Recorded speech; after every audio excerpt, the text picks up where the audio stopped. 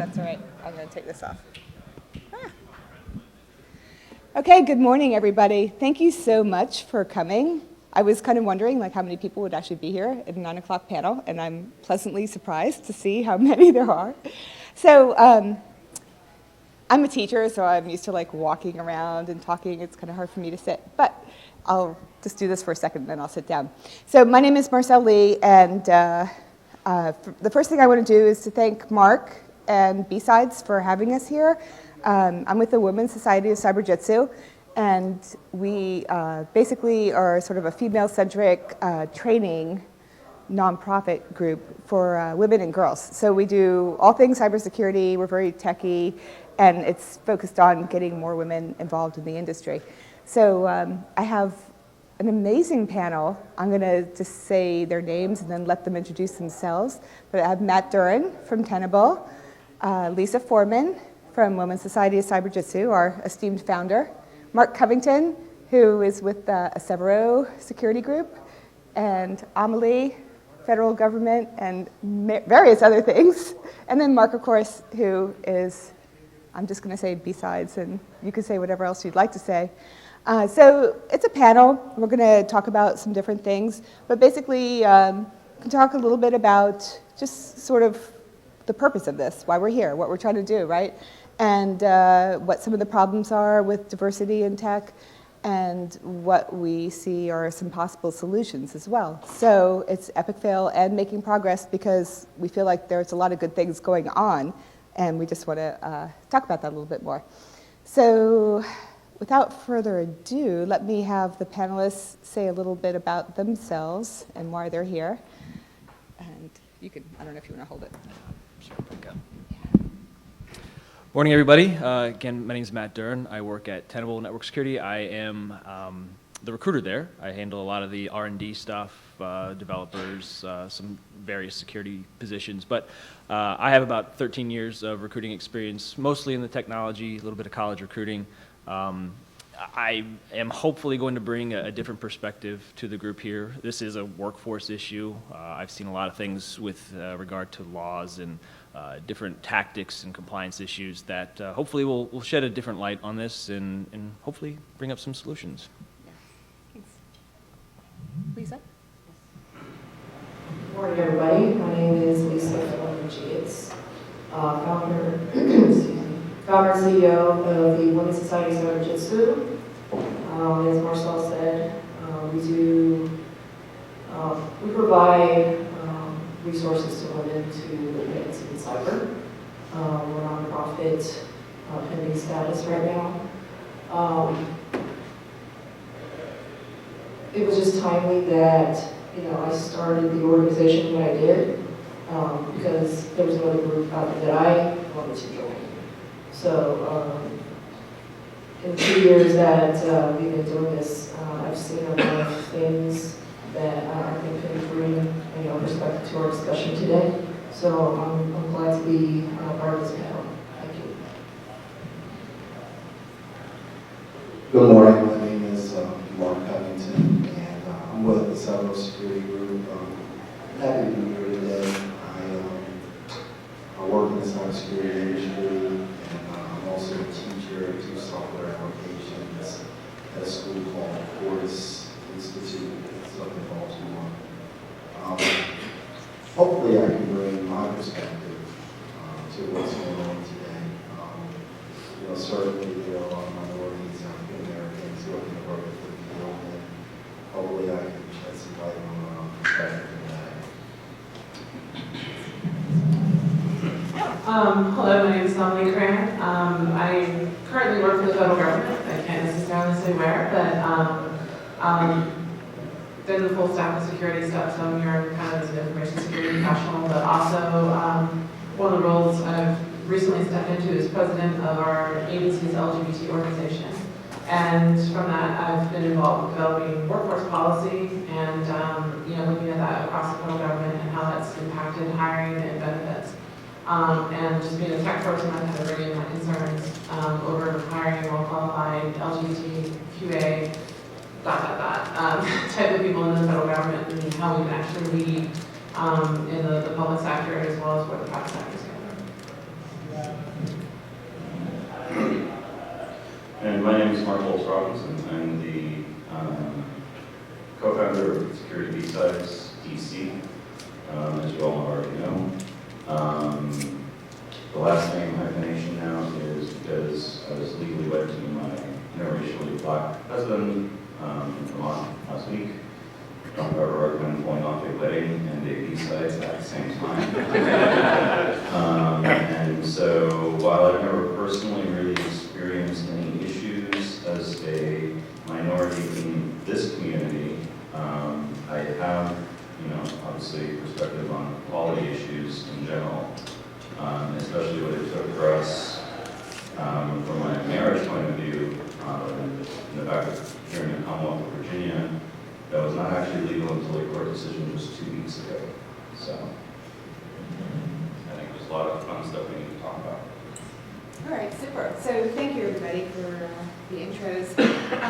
Normally, I do a lot of talks about women in tech, and I have a lot of, oh, sorry. Here you go. Is that better? Here you go. Normally, I have a big PowerPoint with a lot of statistics and whatnot, but we're not doing that today because it's just a panel. It's a little more informal. But statistics, so do I need to say statistics, or can we just look around the room and kind of make our own observation about statistics? Yeah, so, I mean, basically, there's a lot of different studies, and it depends on who you look at, but the stats are really low. Like women in tech, maybe around 20%. I don't know the stats for every other group that we have here, but it's low. And the whole point is, how do we get more diversity? Diversity is critical, right? If you have a team, if you don't have diversity, then it really hampers your ability to be creative and nimble and responsive to the market. So what I'd like to ask my panelists, and you can all just chime in if you want to, is how do you see the team environment with diversity, without diversity? Does it make a difference? I think it does, obviously, but okay, go ahead, Mark. So I think for me, the thing is that, I guess the first fundamental question is yeah, do we need diversity? Is this tech community okay the way it is or not? And I say no, and the reason why I say no is because it comes to the larger issue, I think, of what we all always call the echo chamber. We're all always at these conferences, BSides and the Black Hat and DEF CON and everything, and it's the same people talking about the same things, and yet we never seem to really make a whole lot of progress in actually improving information security. We still always have the buffer overflows and the other stupid stuff that happens time and time again, even though some of us have been doing this for over 20 years. And I see the same things that happen today with like Heartbleed and everything else, and even like Shell Shock. They're all things that we were doing the same thing 20 years ago. If we don't fundamentally change the diversity of this group to get different viewpoints and different perspectives, I don't think we're going to fix some of the larger issues that need to be solved. If it's the same people with the same viewpoint over and over and over again, it's much more difficult to make progress, and that's my view. Thank you, Mark. Does anybody else want to comment? Lisa? So, I think the awareness is good. Awareness obviously makes people aware, right, that there's an issue if you didn't think it was one. So something like this is great, you know what I mean? And I think every group, not just our industry, every different type of group has, an issue, but specifically with tech, obviously, women, only represent, cyber 12% women. So, and ironically, we found that there's a lot of diversity among women, but just not among the general population of folks in cyber. So I think everyone's doing their part. It's going to take time, but if everyone's doing their part, it's like any major societal issue, it will change in the masses for the better. Yeah. So I think we're doing good. It's it's a big issue that not everyone thinks is an issue, but doesn't realize it is. So, kudos for this. Yeah. One thing to add. I talk about this a lot with my recruiting community. There's a lot of talk about it. I just don't think there's a lot of accountability added into it. And this is across the board, all departments, all industries. People want to be more inclusive of folks, but until numbers are assigned to it, and you never want to do that because then you start going quotas, and quotas are horrible when it comes to hiring people. It makes for more active discrimination than anything else. But until there's some sort of level of accountability at the senior level, it's just not going to happen. Thanks, Matt. So whenever we talk about this, it makes me think of continuous monitoring, right? So continuous monitoring is a checkbox that people have to do in their organizations. Is anybody actually like looking at that data or whatever? Maybe, maybe not. So I feel like it's a kind of a good analogy for the diversity in tech thing. So like Matt was saying, you know, you can have a quota or whatever, check a box, but are you really making like a relevant difference? So one of the things that I wanted to ask the panel was, so why is it like this? Like, I go to a lot of different conferences, and this certainly is a hot topic these days, but why is there such a lack of diversity in this industry? I have some ideas about that, but I'd like to also hear what the panel has to think. Amelie? Yeah, so if you're a federal employee, there's a federal viewpoint survey that gets sent out, and they ask a lot of demographic information, and granted, it's all voluntary, but just recently they've requested information on gender identity and sexual orientation. So the federal government right now is getting, how many years the federal government's been in a position to try to examine diversity, and they're just now doing it. The numbers have been enlightening, but it's one of these things of self-identification. So, they're not necessarily breaking down the job roles, but one anecdotally, I was in a rotation at the White House this summer, and I was hearing stories about folks not being able to get in the door in certain cases where their documentation didn't match their presentation. So you're missing out on getting good people in front of the folks who can actually make good decisions. So they're worried about the Secret Service not letting them in to give a presentation to the president or his tech council because of the institutional biases against that. So we need to kind of think about removing some of those roadblocks or the stigma along with that as well, and just looking at who we're hiring and how they're being utilized within our workforce is one step. Thanks. Anybody else? Matt? I'd like to say that having one of my degrees is I received an MBA from the University of Maryland, and also worked in the banking industry. I worked for SunTrust as a business manager for 20 years. And I think coming into the cybersecurity business, one of the things that I see is that you look at the way corporations are formed.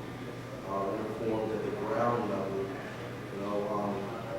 A lot of the inventors, a lot of the people who put the companies together, the ground level, tend not to be minorities. And when they bring on their staff, when they put together the presidents and vice presidents and different people in the organization, a lot of times minorities are not included in that. And as the company begins to grow, as it begins to expand, minorities tend to come in, but in triples and droves. And so, it's almost like, I want to say a natural flow of things. You bring your friends and the people who help you in your startup phase, and bring them in on the bottom floor. And another thing that happens is that as your business begins to grow and as you begin to want to attract corporate capital,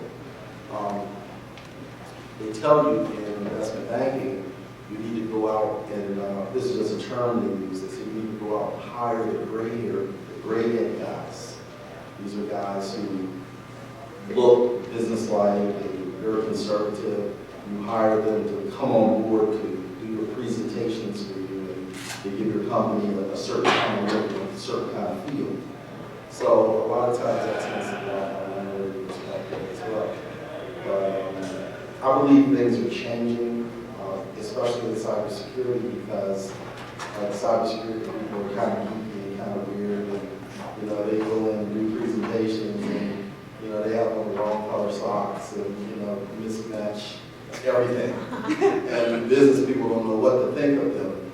But in other industries, they kind of push the you know the more conservative look. Thanks. So- Well, I'm sorry, go ahead, Mark. So in asking the question, why are we here in terms of why we lack the diversity that we see in the larger populace, I think part of that comes down to, even though, and I find this fascinating actually in a way, that we do have this perception of a lot of people in technology tend to actually be, you know, we at least hear things that there's a tendency towards the misogynistic geek who's actually spending most of their time when they're not coding looking for porn. And there's an immaturity level to the geek or the tech as a stereotype, of course, it's a construct. But I think that it's just also within that community, even though it's a community where people should have a greater understanding of being tolerant of the differences of others, because a lot of people, you know, that are in tech, that are the geeks, are perceived as the, you know, the geeky nerd and who gets put down in high school by the high school jock, right? That even though you think that that would make them more open, it doesn't necessarily be the case that you end up forming a clique of the like-minded people that is an even stronger barrier than it should be. I think in terms of trying to put a different kind of analogy on what I'm trying to say, is in the LGBTQ community, the lesbian, gay, bisexual, transgender community, even gays have issues with lesbians, and they don't want lesbians in the group, and gays and lesbians don't want transgender people in the group. And a lot of gays, lesbians, and transgender people think there's no such thing as a bisexual person. So we tend to form these boxes and these barriers and these compartments that we like to be in, partly because it's safe. It's something that, I've got like people around me, and I think that's true in a larger perspective, not just in IT. And I think that's one of our biggest challenges now in terms of, as we look to overcome that, is how did those other groups do it? And I think it's in part because they kept having discussions. And people that finally put their foot down and said, you know what, no, enough is enough. We need to change this. And now it's our turn. Yes, thank you. Any other comments? I have a few comments, of course. So both Marks actually touched on that whole, we tend to go with people that we like and are familiar to us, and usually it's not going to be a diverse thing. You associate with people that are similar to you. And the whole thing about, labels, labeling people is something that we do in America. Not so much in other countries. It's kind of interesting here, but it's really hard to be just a person, right? You're always identified as a male, a female, black, white, gay, not gay. There's always a label involved. So how do we make it not be such such a black and white kind of thing? And I don't mean black and white racially, but yeah, so how do we make it different? How do we not use labels? And that's not just in this industry, it's everywhere, of course. Any thoughts on that? I'll add just kind of one thing to this whole hangs with thing. Does anybody know what the number one source of hire is for most companies out there? Exactly. So if we're all hanging out with the same people, and all the groups are the same people, we're just referring the same kinds of people and creating that internal, the whole, everybody looks the same, everybody acts the same. And that's what slows down progress sometimes. So not that it's, but everybody's trying to push for more referrals.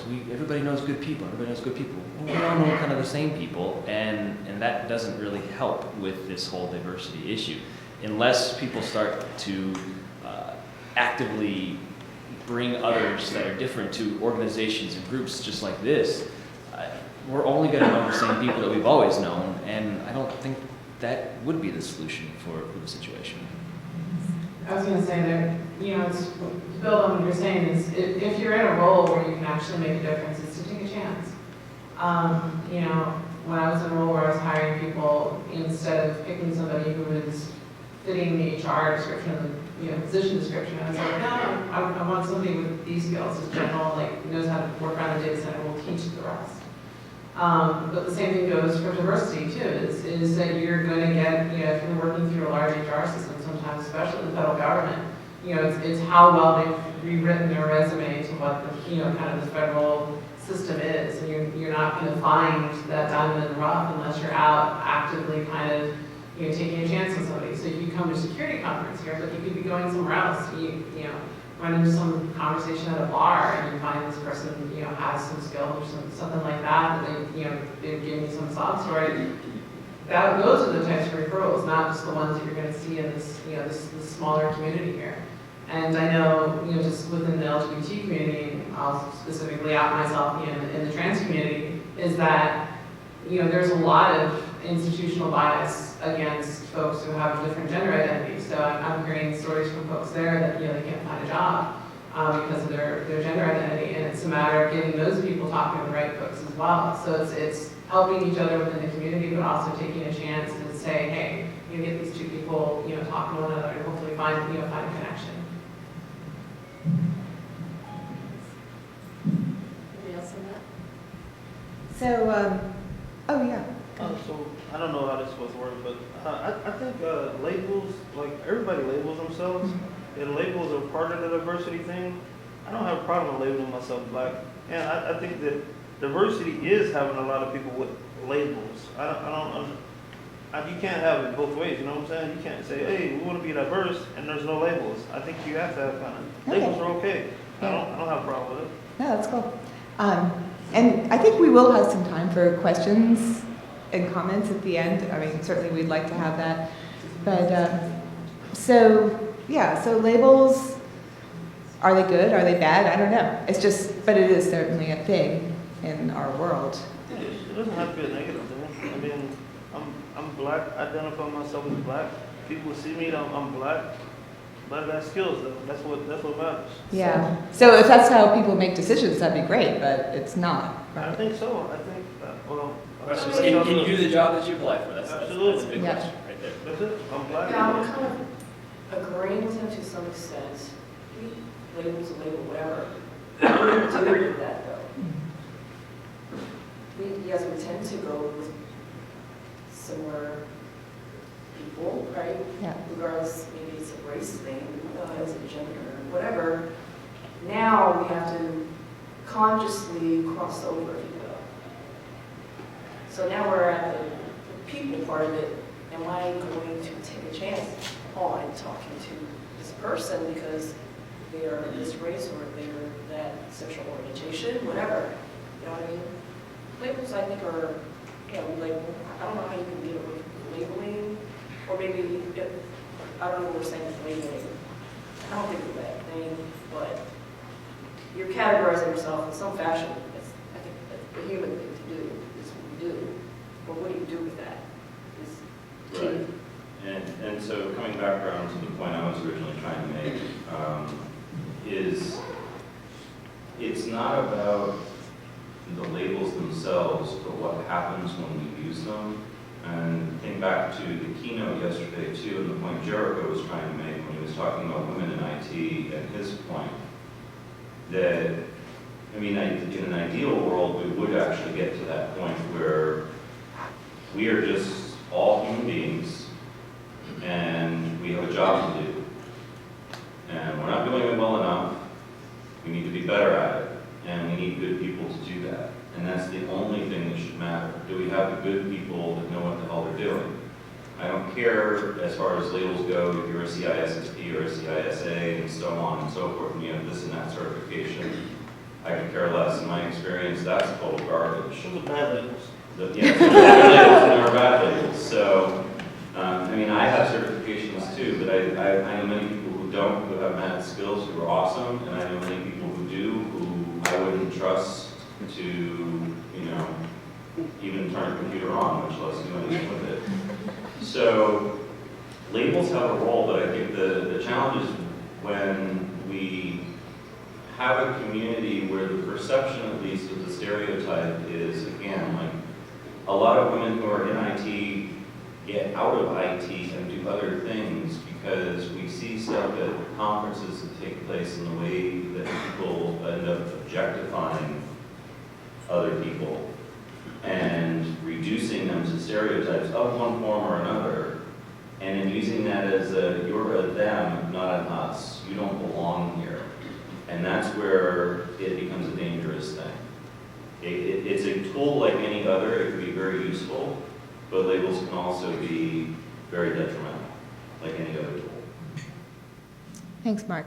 Well, I think they're easily applied and quickly applied, and not necessarily correctly.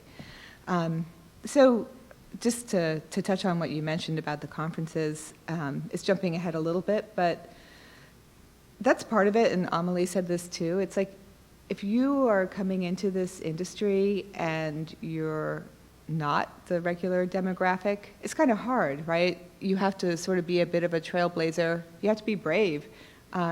It's not easy to be the only female in a room full of guys at a con or in a competition or whatever.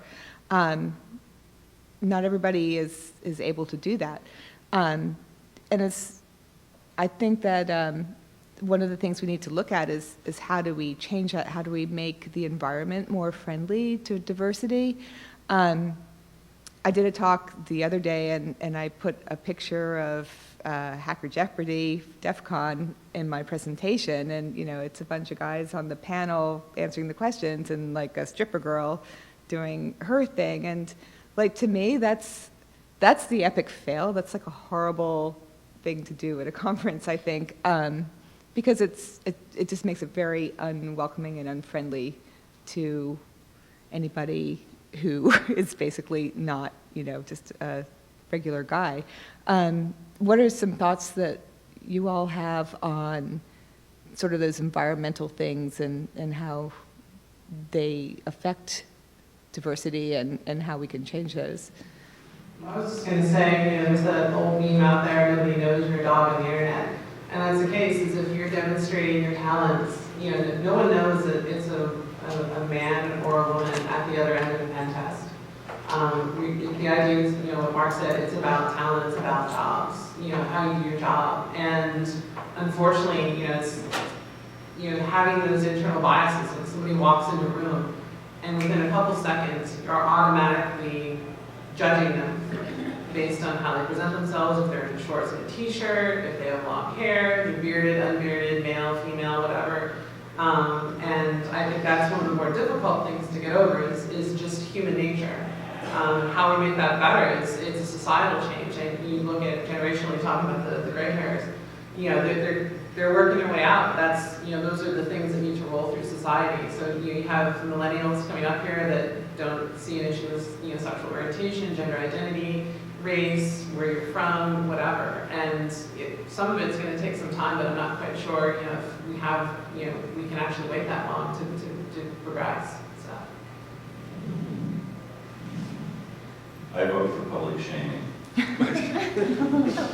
What I mean by that is, the thing, I find it interesting that it irritates me personally, and it offends me when I see those pictures of the booth babes at Black Hat or DEF CON, and we all say, oh my God, that those don't work, they don't actually sell anything, and yet you see lots of people walking around those booths each time.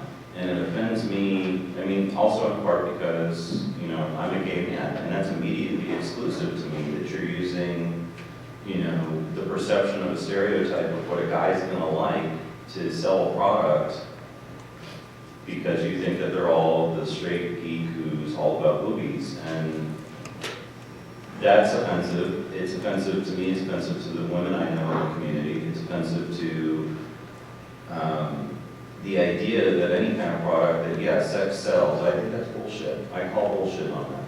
I think that we all need to tell those vendors, you suck. You suck for doing that. Don't do it again. Don't show up here next year with those people. Tell us why your stuff is good and how it's going to be a tool that's going to help me solve an IT challenge. That's what I want to know. And we all need to put our foot down on that and say enough's enough. And when we all do that, and enough people do it, those vendors will maybe finally get back by the glue by four and understand what the hell they're doing wrong.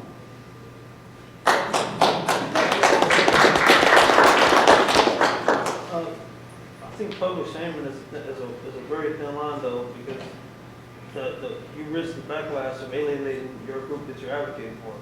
And I see it all the time where I totally agree that it should be called out, like conference organizers.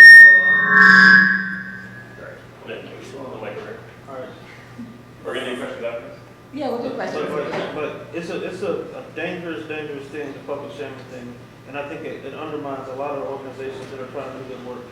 I see it all the time, especially with the women are having a big problem now with that. They're calling stuff out, they should call it out, but then there's a huge backlash and it's ugly. And when the hate steps in, like that's the problem, where people are just hating on each other. And that's never going to be productive. So I had this idea that we would go to DEF CON specifically and have a booth with Chippendales, but I decided not to go that route because for that very reason.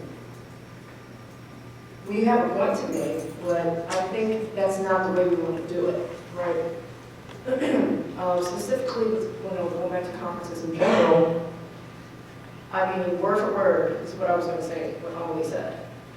It's a societal thing, it's going to take time, we're getting there, the awareness part of it, but like I would never go to a con by myself. So let me just clarify. So when I say that was my public shaming was just I didn't mean it to be a statement that we need to be militant and hateful ourselves. But what we all need to do is each and every one of you here in this room need to pass it on to your people in this community to say that every time you're at a conference, find the person, the marketing person who is responsible for that booth and tell them, hey, that's not cool. That's the issue that I want people to think of when I say public shaming, is just having a stand and saying something about it. And saying enough's enough. Stop that crap, it's stupid. I think if you come at it from a different angle, it might be more successful. If they're at a booth and they can't answer technical questions, Right. why did you bring that person to this conference if they can't answer my technical questions about your product? I probably am not going to buy it now because I don't think that you're competent enough to bring technical people to this, to what you represent. Public shaming, get your point across, everybody's happy. The other thing is too, but besides the public shaming, it's the actual rewarding of those who do stick their neck out, that do the right thing. You know, they may not be 100% the most optimal tool or solution, or they may not be perfect, but if you're rewarding that they're making steps in the right direction in some form or another, or at least, mentioning like, hey, if you're in a position to say, they're doing a good job at this, the word gets out. So, and within the industry, it's all about money. So, if folks are following that, then everyone else, like sheep, are going to follow it. Yeah, and if even their salespeople understand their product, then I'm going to anticipate better support out of them after I buy it. Exactly. So, Jack? Another approach, rather than doing it company by company, is let the conference know what's acceptable and what's not. And for example, info security, read expositions, 3 years ago, banned inappropriate attire. They said, this is a business conference, show up to do business. And it's still valuable, as a vendor, it's still very valuable, but there's conference, but there's less distraction. And if we could get that message through to UVM with Black Hat and to RSA and if you agree with those, make sure that when you say the Catwoman outfit's inappropriate and I don't want to buy from you because of it, you also let the conference organizers know. Because we're the ones that are spending money. So maybe we just head it off. Like I said, Info Security did it, and I have been a huge fan of theirs for that. Of course, it could be that that's a largely female-led corporation. So. No, but that's an excellent point. And, the way I think about it, so you all probably have like a daughter or a sister or a mother or some female person in your life, right? So would you take them with you? And if you wouldn't, why? Is it because it would be sort of embarrassing or uncomfortable? So just, that's what it's like for, for like me to go to a conference or whatever. Although I will say I have to throw this out there. The good thing about security conferences is that I never ever have to wait in line for the bathroom, ever. Every other conference I always have to wait. We were full of yesterday though. It's a good sign for BSides. Yeah, no, it is. And, I came to BSides, actually it was my first time last year, and I really didn't know anybody. I came with a buddy of mine, and I don't remember there being that many women here. And I did meet a few people because of the Ladies LunchCon meetup, which is a great idea. But I feel like this year it's a lot more diverse than it was last year, and I'm going to think that that's something to do with the organizers, and I'm also going to hopefully think that it's something to do with just how the industry is changing a little bit. And everybody that I talk to, one-on-one, is so open to this discussion. So, it's not like a pointing a finger at anybody, but it does take a collective effort to make a difference. And like we're saying, tell the conference organizers that what's acceptable and what's not. So just on the whole topic of filling jobs, so everybody knows, I think, that there's a scarcity of technical people, right? There's companies that have tons of jobs open, they can't fill them. If you don't open your pool, and you were saying this, Matt, a little bit, open it to everybody, then how are you going to fill all those positions? So how can we think differently about filling jobs? Because I know a lot of people who are looking for jobs in this industry, and there seems to be a bit of a disconnect. How do we get people in seats and hands-on keys doing things, regardless of their gender or orientation or color or anything else? Any ideas or thoughts on that? So Cisco came to us wanting to have us come out to one of their retreats to speak to their senior staff on how they could bring diversity into their hiring. It didn't happen, but they're aware of this issue. And what I was going to tell them, as what I tell every opportunity and talk that I do, is that let's look at the people side of things. And I'm sure Matt's going to have something to say, because there are some baselines and foundational things that you need to have to do a job, yes. But does this person have the aptitude to learn? Do they show the passion? Versus resume requirements check, they have cert check, I mean, we have a pool of women that cannot find jobs. I don't get it. There's such a demand and shortage of cybersecurity. What is going on here? Let's get these women hired. Take a chance, like Emily said. There's a gamble there, yes. Like anybody you hire. What's the problem? So that is my fight right now. Again, with the awareness, think differently about how we hire. This is the traditional way, you bring your resume, you fill the application, check, check, check. Let's think differently. And I was going to add too is, from the federal side, I mean, you obviously, hopefully, you all have tuned into the news, and Mark made light of it earlier, is that, things like marriage equality have kind of changed how things are. So one of the things is benefits. Companies can do to attract certain applicants is to offer the kind of stuff that you want if you're working there. If you're, a working mother and you're worried about, health care that will cover your children. If you're LGBT, you want inclusive health care. Right now, the Human Rights Council tracks in the Corporate Equality Index several categories of, if an organization has an inclusive employee policy, if they have health care that covers transition costs for transgender individuals, as well as same-sex spouse coverage.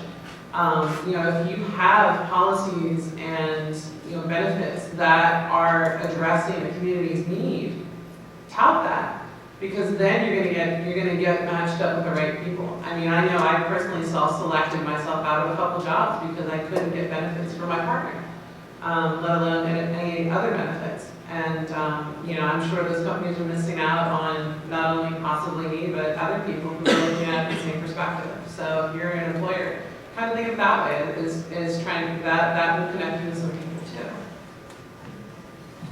So one of the big things that we've talked about is changing the application process, right? I mean, it sucks to apply for jobs, but you have to, mainly because of federal requirements. You have OFCCP, if you haven't heard of that. This area is huge with that just because it's federal contractors. You have to check a bunch of boxes. The employer has to say we have a representative population, a representative pool of candidates based on the population that we're in. The employer has to track all that stuff, save it for 3 years. And we're talking about compliance issues here on the employer side, and it makes the application process terrible for the candidates, for people that want the jobs. They can't even fill out the application because it takes 45 minutes to check all these boxes to say things. So half the people are gone by the time they even get to an interview part, and we haven't even talked about the talent yet, how they're selected in the talent. It's usually a face-to-face interview. Changing the application process to do more skill-based functions, so coding test, do a pen test on something, show the skill set before you even show who that person is probably one of the best ways to do it, but not a lot of folks are doing that. A lot of technologies out there right now that companies can actually use to do that on the front end. I think Facebook does a lot of stuff with challenges. There's a lot of big companies that do that. But it's going to start getting better for smaller organizations. But there's one industry that a friend of mine named Kathleen Smith, she's huge in this area for veteran hiring and things like that. She gave me a great analogy of an industry that's actually improved their selection process in diversity issues, and that's the music industry. If anybody's ever played an instrument, selection for an orchestra or a symphony, they go into a room, they have their instrument, there's a curtain between them and the judges. All you do is hear what they're doing. You don't see them. You barely talk to them. It's about pure talent.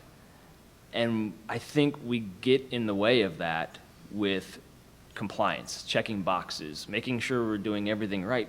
You have to do everything right, but then there's no way to actually assess the talent of everybody that actually could be qualified for that job, because there's built-in barriers to just getting to that point. I think that it's an interesting thing that we also, and I think it's also one of the pitfalls for information technology in general, and especially for a lot of the folks here that have been in federal frame, like the time of the disaster that I personally view as FISMA, where we also have these check boxes, and you have them in the hiring process too. And a lot of organizations have that. Like, do you have a bachelor's in computer science? Check, yes or no. If you don't, boom, you're done. You're out. You're gone. Do you have a CISSP or a CISA? No? Boom, done, you're gone. And so we have the long checkboxes too, I think, as part of the challenge. Just as we have like checkboxes like when the first PCI DSS standard came out for credit card stuff. Do you have a firewall? Yes, check. It's sitting over in the corner of the box. We haven't even put it in the rack yet, but yes, we have a firewall, sure. Great, you have a compliance requirement that's absolutely worthless. If I were to actually try and get hired today in technology, unless the employer employer is willing to take experience of my 20-plus years of doing this, I would not have a job, because my degree is in German. It's not in IT. I never had a degree in anything related to computer science. It's all German. I can tell you stuff in middle high German, and it has nothing to do with what I do today. It's my skills.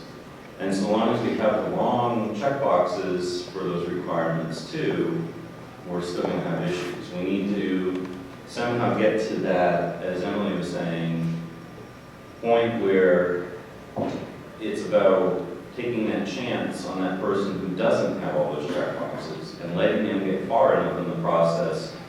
Because personally, I think, have any of you tried to use Taleo.net or any hiring process that's tried to use that site? It's a freaking disaster. Could some of you go work for them and fix that stuff?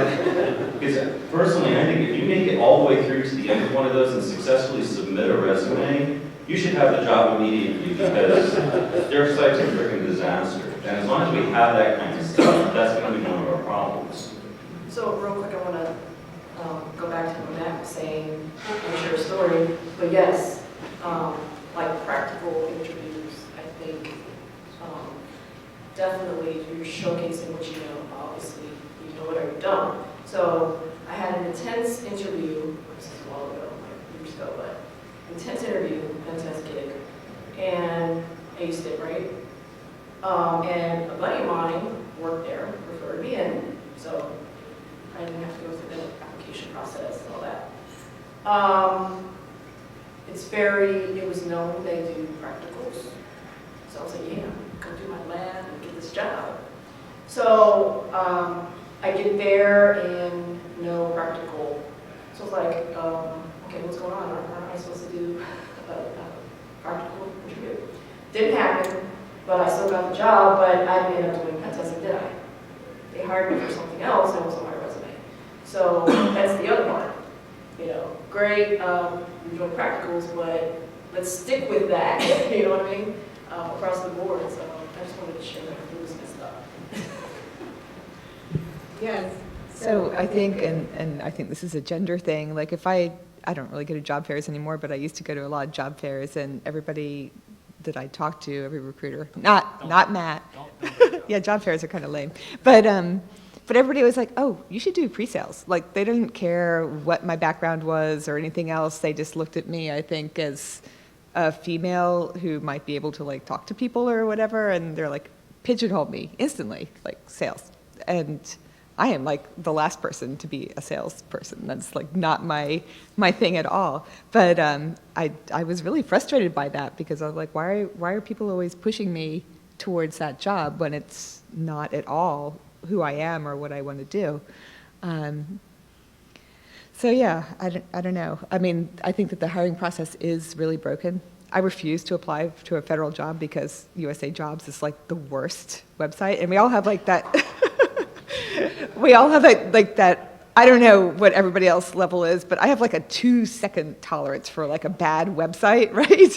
USA Jobs, it's just no. Well, but So yeah. So I brought up OFCCP not too long ago, and I'm not an expert in that. I don't always have to deal with it. You want an expert, there's a guy named Derek Zeller in recruiting at Durdiver on Twitter. He's the expert and will scare the hell out of you if you're on the hiring side by all the things you're probably doing wrong. But USA Jobs is a good example. Anything that's federal in this area, you have no idea what I as a recruiter would have to do to make sure that I'm compliant with that. Because otherwise I get an audit, just like you guys audit your companies, and if you're found out of compliance, you got fines and all sorts of stuff. It impacts the business. For career fair, so how many people here have tried to give their resume to a recruiter at a career fair only to hear them say, I can't take that? Happens all the time. You know why? Because at that point, if they take the resume, you're considered an applicant. Therefore, you have to be tracked and monitored, and all these assumptions made by you, which may or may not be accurate, you don't know. So they have to put you into that application. They have to make you go apply online so you can self-select your information, so you can be tracked, so you can be in that checkbox of we're compliant now. As a recruiter, if I'm doing sourcing, I have to track the search string that I use, if I'm looking at Monster or Dice or Google searches, anything like that, I have to take that string that I put it into a spreadsheet probably, say, okay, that result gave me 100 applicants. Out of that 100 applicants, how many did I call? Out of those people that I called, who did I talk to? Out of those that I talked to, who was diverse?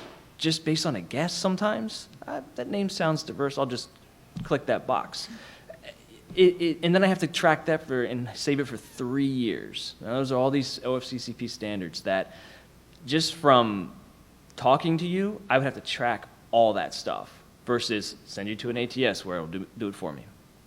At what size of company does all that stuff kick in? Because it doesn't really apply to tiny companies. No, it applies to anybody that would do anything with the federal government. So your mom and pop, government contractor that works out of their basement or something, if they're hiring people and they're selecting people to work on federal contracts, they have to track that stuff all the way up through your big time, 100,000 people companies. Just go ahead and copy some numbers for about 10 minutes left. So, might be a good idea to go some of the questions in the audience. Yes. You mentioned some of the bad websites. What are some of the good ones? Oh, for job stuff? Yeah, I mean, I'm doing research on this topic that you guys have brought up here. I'm looking at the impact on cybersecurity professionals and some of the things that you brought up. I'm just curious what ones that you believe actually are doing right, because that's probably more beneficial for everybody in the room to avoid the bad. So, I mean, for me, it's just anecdotal. I'm not an expert on hiring or anything like that. I personally like Indeed.com because it does an amazing spider crawl through everything, and you can really pare down. And actually, I had a slide in another presentation. I did a quick search in Indeed for cybersecurity, right? There were 15,000 jobs, and they categorized by salary as well. They're all 70,000 a year up, right? So, and then again, that's the crazy disconnect. So there's all these jobs. We all know there's all these jobs, but yet we all know people who aren't able to get their foot in the door with these jobs. So. But Indeed still dumps you into the application. Yeah, they do. They do. I mean, basically, I'll find the job on Indeed and then go to that company's website to look at it rather than go through whatever thing. But yeah. All right. So. Quick answer: there are none. Yeah. I'm sorry to say, there just aren't. Yeah, there isn't a good answer. I mean, but I think, and I didn't really even expect the conversation to go this way, but the hiring process really is very broken, and we need to fix that.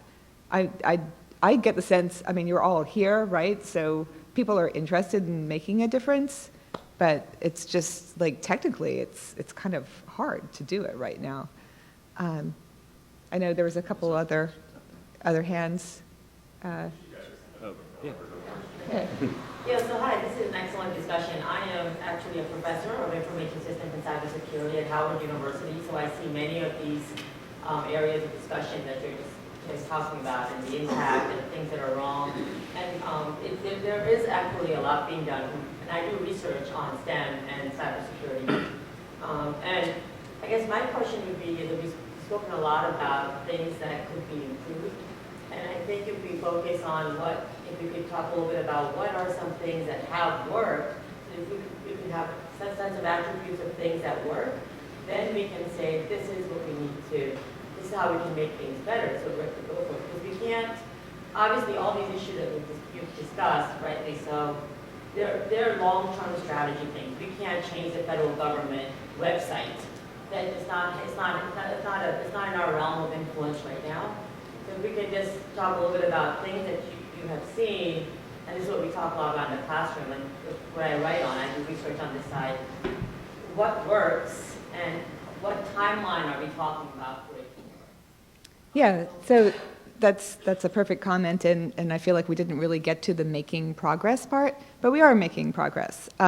What we do at Women's Society of Cyber Jitsu makes a big difference. We're getting women and girls involved in cybersecurity from a very technical standpoint. And it's, by the way, we are like a nonprofit pending. We're always looking for sponsors, people to conduct workshops. So I'll just put that little shameless plug out there.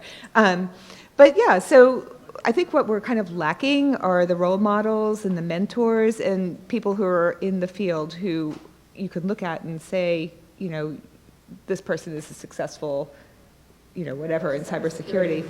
But I guess my question is more on what does work and what impact has it made? Right. So you could say, we tried this conference and we were able to convert, we were able to have 5 young women choose this as a field. We've had, like in my classroom, I convert, let's say, 3 people to become IS cybersecurity majors every semester.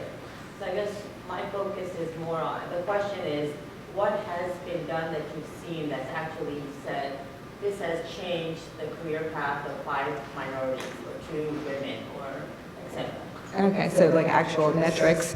Yeah, well, so there's a couple things, right? I mean, so the solution has a long tail, right? You're talking about young women, maybe I have a 5-year-old, right? I'm having her do blocks and Legos, and, you know, I'm trying to get her, so that's a long, she's not gonna be in the workforce for another 15 years, right?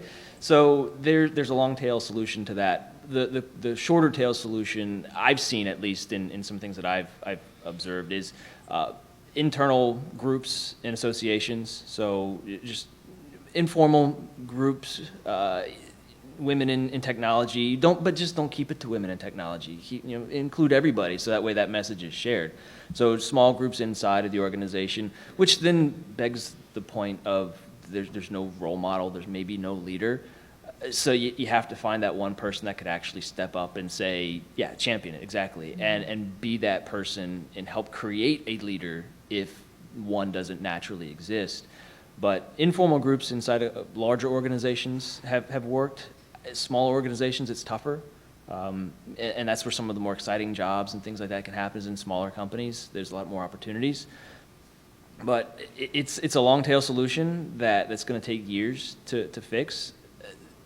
There's not enough people in the short term to say that there's something you can really put as a concrete solution to it. But just the awareness, talking about it, getting an informal group together to really be that voice within the company for that type of conversation. I was going to say too is the mentorship aspect, lead by doing. You know, for the visibility for LGBT folks is a big thing that kind of within that community is you know, knowing that the new federal CTO is a very out lesbian. The fact that I was probably one of the very first trans people to work at the White House as a civilian employee. You know, I have people in the community that are actually now reaching out and looking up to me at this point. And you know, it's one of those cases is that sometimes you yourself have to take that chance to be that visible thing, and then be willing to turn back and look at the community and help people who are needing that. And that's what I've seen is just trying to be an inspiration, or you know, if you're the first, as you know, Barnaby Jack said yesterday during his history thing, that there was a lot of people at GCHQ that did stuff that they couldn't tell about it until you know, somebody in the private sector worked it out for themselves. But you know, it's you know, looking for and connecting folks who are you know, out and about and can be seen as role models, and making sure people are connecting. I got a question, yes, over there, in the brown jacket. Hold on, I got it. Oh, sorry, all right. So, first, thanks for doing what you're doing, for advocating on behalf of the groups that you advocate for, the places you can. I think that's great. We all need to do that. My daughter's 13 months old. I'm advocating on her behalf at home. She's already letting up to 80 words per minute. It's pretty badass. But I have to ask a question. Over the past hour or so, there's been a couple comments that I think ignore something. You know, look around the room instead of talk about statistics. Everybody in this room needs to, you know, talk to the vendors at the booths. I looked around the room a couple times, and I think there is more conference attendees at the Starbucks line of stairs than there are in this room. Certainly more than there were at 9 o'clock session yesterday or any other session yesterday. Maybe it's the size of the room that's skewing that, but I'd like to know what the panelists think about that particular observation. So I think, as the organizer of this BSides, I think a couple of things. One, I think by having this panel, and also I took a fair amount of care when I wrote our principles statement that we have on our website. It drew from a bunch of things that were talked about at other BSides and such.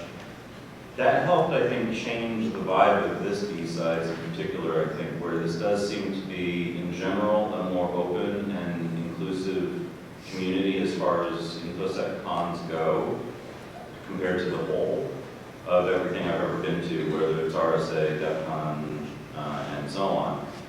At the same time, I was kind of wondering, like this whole time leading up to this, when we first decided to do this panel, how many people are going to show up on Sunday morning? And what kind of group are we really going to get?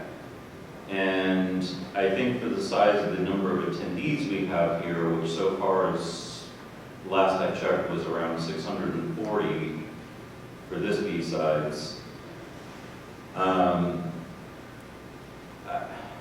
I think it's partly the size of the room. I am a little disappointed. I was hoping for a little bit more. I do know that a lot of people were having fun drinking last night, and so Sunday mornings are always a bit more of a challenge. Middle of night. Our Sunday morning panel last year was also a much smaller populace than the keynote and such on Saturday. So I wasn't expecting the full house, but at the same time, I certainly would have liked that there had been more people here.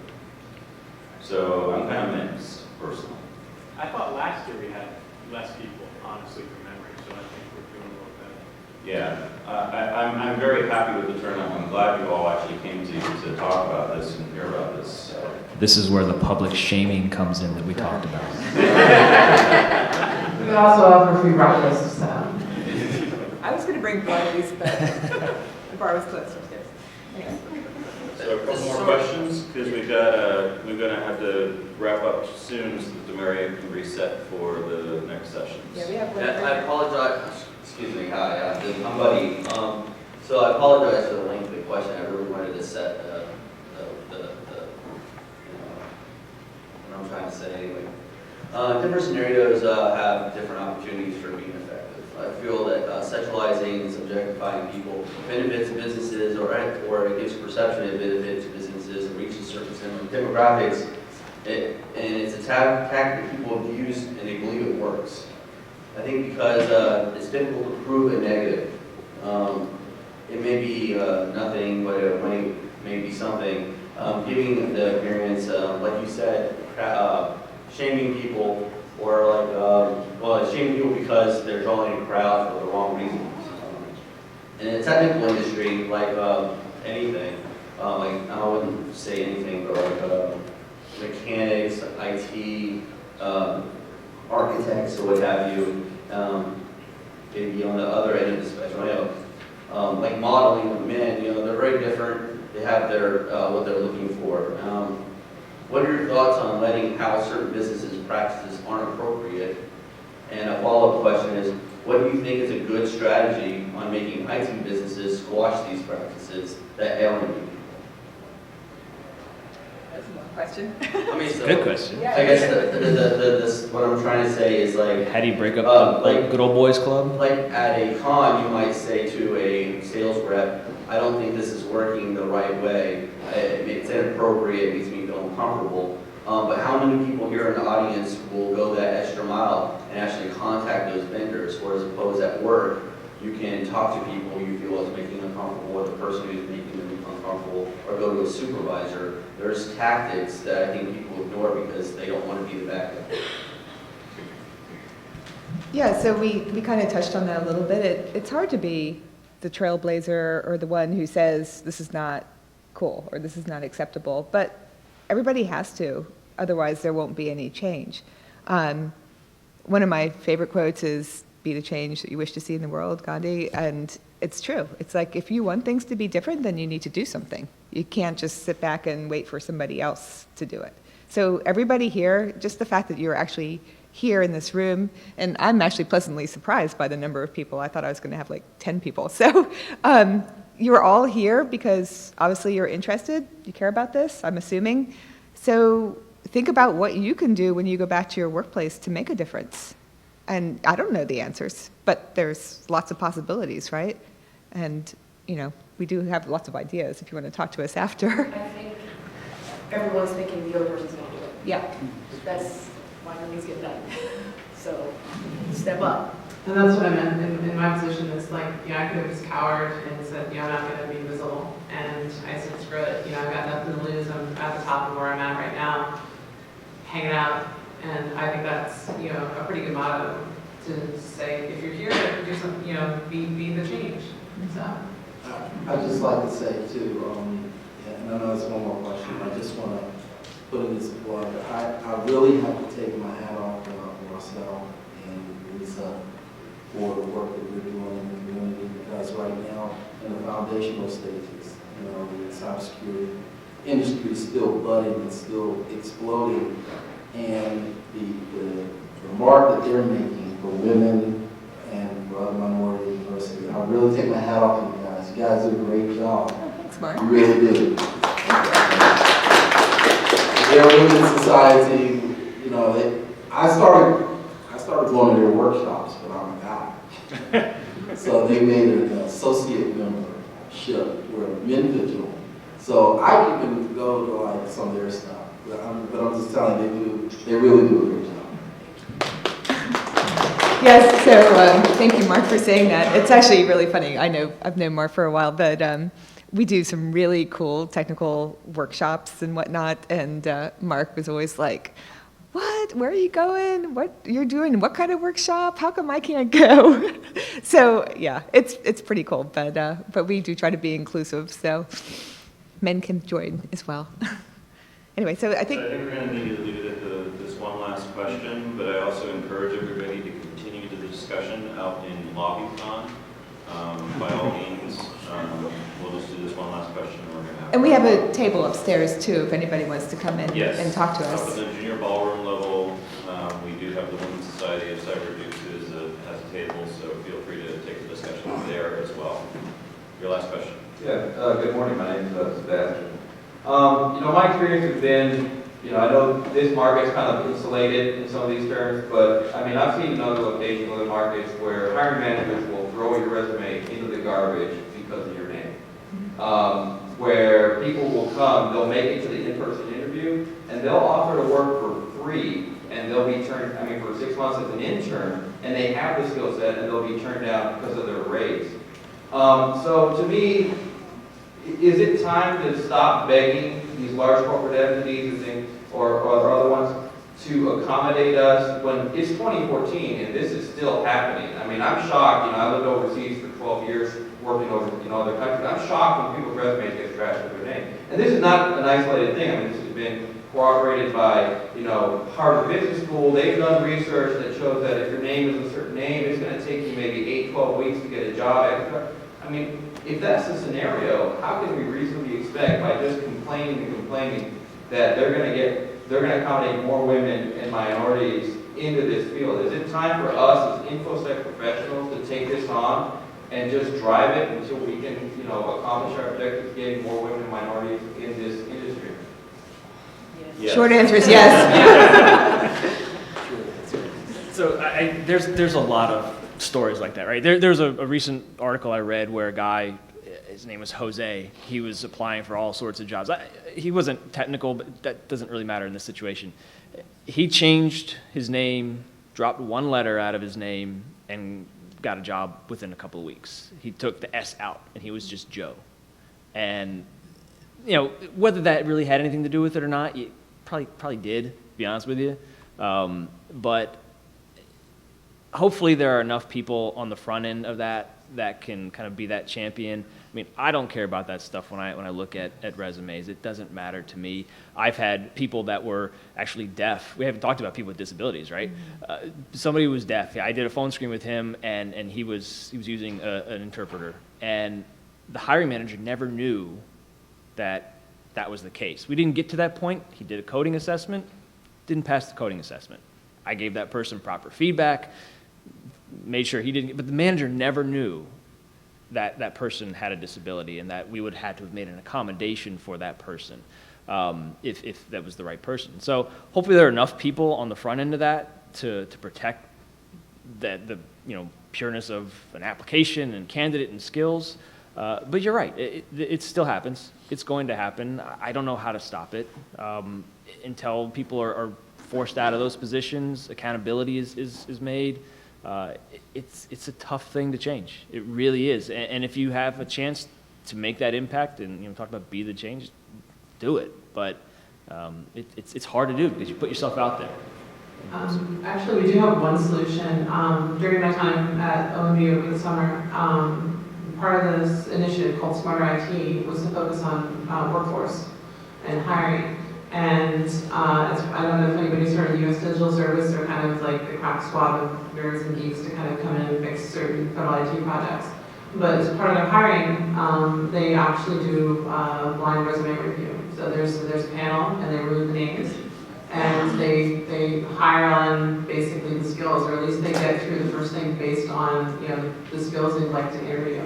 It's been relatively successful. I have my own personal views on, you know, how the team's made up, but, you know, that process has definitely kind of been streamlined, and it's at least being piloted.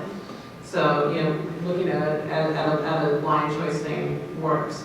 Anecdotally, we had a little sidebar here. An interesting thing for, say, trans people is the loss of privilege. I used to get about a 90% hit rate from resume submissions to getting a job interview. Now it's the other way around.